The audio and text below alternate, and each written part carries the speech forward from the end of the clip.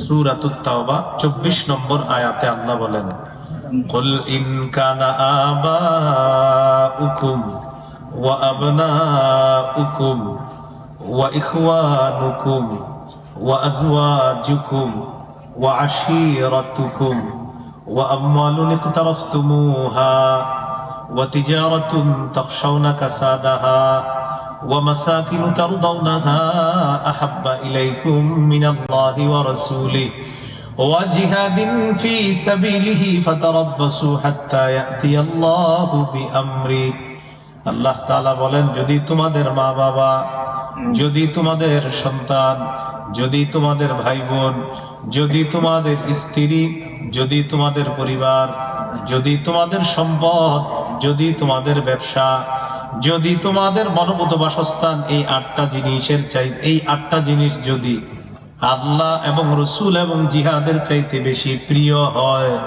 আল্লাহ তাআলা বলেন, ফাতারাব্বাসু, অপেক্ষা করো, হাত্তা ইয়াতিয়াল্লাহু বিআমরি, আল্লাহ গজব নিয়ে আসা পর্যন্ত অপেক্ষা করো। নাউযুবিল্লাহ।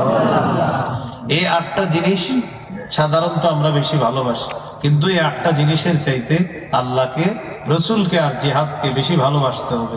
আল্লাহ কথাগুলা মনে রাখার তৌফিক দান করেন।